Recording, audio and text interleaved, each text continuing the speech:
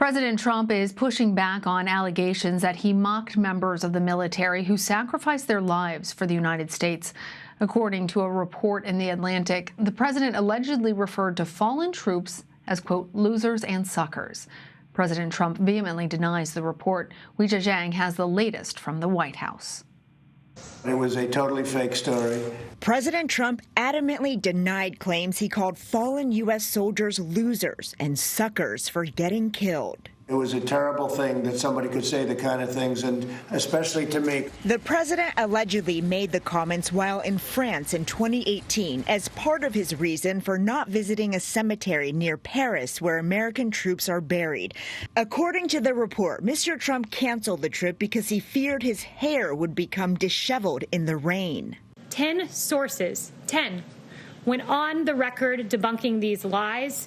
The White House insists the cemetery visit was canceled due to weather, but backlash to the bombshell story brewed quickly. My son Matthew is not a loser. Gold Star families rebuked the president in a new ad, and retired Major General Paul Eaton posted this direct message. You're no patriot. Let me tell you about a patriot. My father was killed in Vietnam. The article also said that when Senator John McCain died, President Trump told senior staffers we're not going to support that loser's funeral. Mr. Trump insisted he never called McCain a loser, but he has a long history of publicly criticizing the late senator. He's a war hero because he was captured. I like people that weren't captured, okay? The president also claimed that he was proud to honor McCain's death in 2018, but former Trump administration official Miles Taylor wrote, "That's not true. You were angry that DHS notified federal buildings to lower the flags for Senator McCain. I would know because your staff called and told me." President Trump declared his love for the military and once again said that nobody has done more to build it up than him.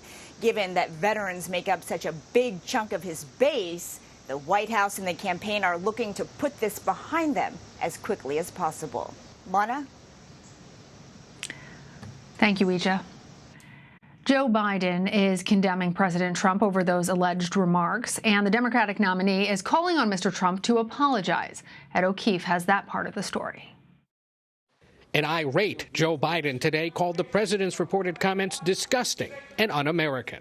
If these statements are true, the president should humbly apologize to every Gold Star mother and father and every Blue Star family that he's denigrated and insulted. Who the heck does he think he is? Biden himself never served in uniform, but his late son, Beau, did. When my son volunteered and joined the United States military as the Attorney General and went to Iraq for a year, he wasn't a sucker. The servicemen and women he served with, particularly those who did not come home, were not losers. The former vice president originally planned to focus his day on the economy, but said the president's remarks made him the closest he's come to losing his temper on the campaign trail. I think there are a lot of people out there who are supporting you or inclined to not vote for the president who would say, why isn't Joe Biden angrier about all of this? Getting down in the gutter like the president does, saying things that I'd be inclined if we were behind a barn somewhere, would be a different thing. But that's not the job of a president. Mail-in voting kicked off in the key swing state of North Carolina today with a record 600,000 absentee ballots sent out. The president has consistently attacked voting by mail, and this week he's urged supporters who do vote by mail to also go to the polls in person. Send in your early ballot and then go and make sure that ballot is tabulated or counted. And if it's not counted, vote. How many times does this president have to suggest things and say things where you all don't just write, he's a fraud? Biden and the president are both scheduled to be at 9/11 commemoration events in Shanksville, Pennsylvania next Friday, and I asked the former vice president whether he'd be willing to share a stage with Mr. Trump. He said he would because, quote, he is still the president of the United States. Lana? Thanks, Ed. For more on this, let's go ahead and bring in Caitlin Huey-Burns and Jeff Mason. Caitlin is a CBSN political reporter, and Jeff is a White House correspondent for Reuters. Good to see both of you guys. Jeff, as we just heard in that piece, President Trump on Friday denied that he ever called late Arizona Senator John McCain a loser. He said he was never a fan of the way that the Navy officer and Vietnam prisoner of war conducted himself in terms of politics, but still respected him. I want to play some sound from the president from 2015 when he was asked about McCain shortly after announcing his run for president. So he insulted me, and he insulted everybody in that room. And I said, somebody should run against John McCain, who has been, in my opinion, not so hot. And I supported him. I supported him for president. I raised $1 million for him. It's a lot of money. I supported him. He lost. He let us down. But, he lost. So I never liked him as much after that, because I don't like losers. But Frank, let me get to it. He hit me. He's not a war hero. He's a war hero. He's a war hero. 5.5 years. He's a war hero because he was captured. I like people that weren't captured, okay? I hate to tell you. So you hear him there call John McCain a loser, and then the person interviewing him immediately say he's a war hero, and that's when then candidate Trump made those famous remarks that we heard in Ed O'Keefe's piece. He has portrayed himself as a staunch supporter of the military, even as he's tangled with some other Gold Star families in the past. How is all of this, Jeff, playing into the president's appeals for military voters? Well, I think that's a concern for the Trump campaign and for the president himself, and that's why they've pushed back so strongly against this story.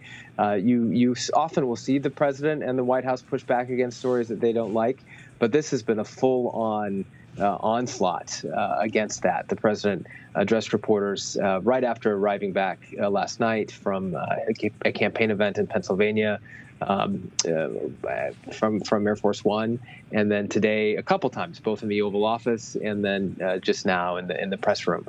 So I think that they are concerned that this story has legs, and one of the reasons it has legs is because of the clip that you just played. The fact that he has referred disparagingly to John McCain in the past, using the terms that he is alleged to have used in this story, has given it some credence.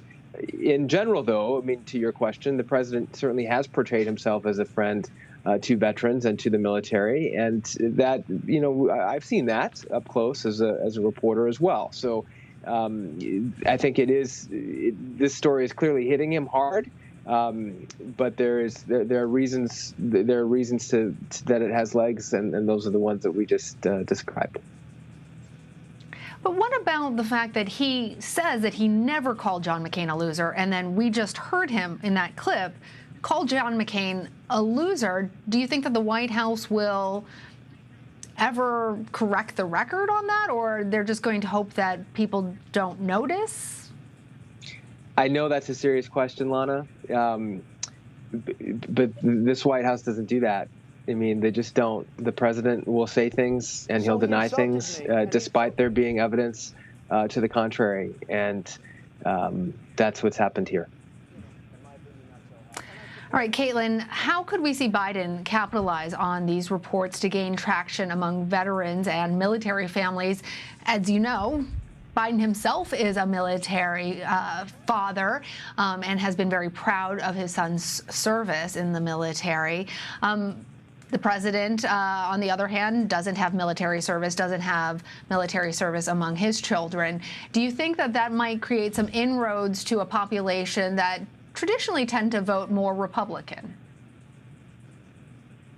Well, that's exactly how Biden responded today on the campaign trail, giving a speech that was designed to talk about the economy, but this was very much the focus of today's remarks from Joe Biden on the campaign trail. He did exactly that, evoked his son. We know that he talks about his son, Beau, a lot on the campaign trail. Of course, they were very close, and Beau's memory was at the center point of the convention last week, or 2 weeks ago. So he talked about his own son's military service, and he said that the president's remarks, as described in that Atlantic article and confirmed by several other news outlets, made him, Joe Biden said, that it made him the angriest that he's ever been. And so you saw this really forceful response to the president's remarks from the person who is challenging him for that office. And the campaign, the Biden campaign, is really focusing on these remarks today. And to Jeff's point, that is also a sign that it could have some legs here. And we've seen the Biden campaign try to not only energize the Democratic Party base, and that's a base that we know from polling is energized against Donald Trump, but also we've seen over the course of the past few weeks the Biden campaign try to broaden its support not only to those who are animated against Trump, but to Republicans, former Republicans, those who may be looking for an excuse not to support the current president. So this certainly provides the opportunity to do so. But as we know from 2016, those comments and other comments did not seem to be a downfall for the president. In fact, we know how history had turned out. Yeah, well, as a daughter of an Army man, I completely understand the anger if those alleged remarks are in fact true. I think anybody who has family who has served can feel justifiably horrified if those remarks are in fact true. All right, Jeff, let's turn a little bit more to the election. Mail-in voting began Friday in the battleground state of North Carolina. President Trump was in the state earlier this week. I know, it's happening. Crazy. He suggested, though, that people might vote twice, once in person and once by mail. Obviously, that's illegal. The White House says that all he was saying was go in and to your polling place and check. But the critics are saying that submitting a mail-in ballot and then going in creates unnecessary disruption and wait times and further complicates everything. So why is the president suggesting to his supporters that they test the integrity of our voting system like this? And couldn't it also be problematic if somebody sends in a mail-in ballot and then it hasn't been registered yet, because we all know that it's going to take some time to count all of those ballots, and then goes in person to try and vote? You know, I mean, the answer to your question, why, is I think we just have to look at the president's history over the last several weeks and months as the run-up to this election has intensified. He has worked to decrease confidence in the legitimacy of the election writ large, and has done that by casting doubt on mail-in voting, except in some cases where he says if it's done in a Republican state. And he basically was doing that again with those comments by suggesting that, hey, sending in your vote requires a follow-up in-person visit, which, of course, as you noted, if that were meant, if that was an effort to vote twice, that is fraudulent and illegal. But broadly, I think the answer to your question is that it's just another piece of the puzzle that he has put together of trying to decrease confidence in the integrity of this election. All right, Caitlin, last question for you. President Trump's campaign on Thursday began running ads on Facebook with an edited photo of Biden that made him appear much older. Facebook does not fact-check political ads, and I'm not even sure how digitally altering a photograph would fall into a fact check. I'm wondering what has been the response to this, and has Facebook weighed in at all? That's a really good point, Lana, about how difficult it is to be able to fact check all of these. Facebook has introduced a new policy where they are going to be flagging misinformation that they see, but what qualifies as that misinformation is a bit unclear, and if you multiply that by the number of digital ads that you're going to see on Facebook, that is a big challenge. The idea of disinformation is going to be really critical, not only given everything we saw in 2016, but because there is so much at stake in the actual voting process this time around, given that we're in the middle of a pandemic and all of these states are trying to figure out out how to expand options for people to be able to vote safely and securely. So information about how you can cast your ballot, as we have just been talking about regarding the president's remarks, are really key here. And there will be opportunities for a lot of misinformation around the idea of voting itself. Joe Biden today, for example, said that a lot of times he's hesitant to weigh in on the president's controversial remarks and inaccurate remarks about mail-in voting, and because he is afraid to kind of elevate those when they're not verified. So this is going to be a big challenge, not only for the campaigns, but for voters themselves, trying to figure out how to cast their ballot safely and securely. So this is something certainly that the Biden campaign was referencing a little bit today, and a big challenge remains for voters as well. Lots of challenges, and it just keeps heating up. Guys, I can't believe that we are already into it. Caitlin, Huey-Burns, Jeff Mason, thank you both.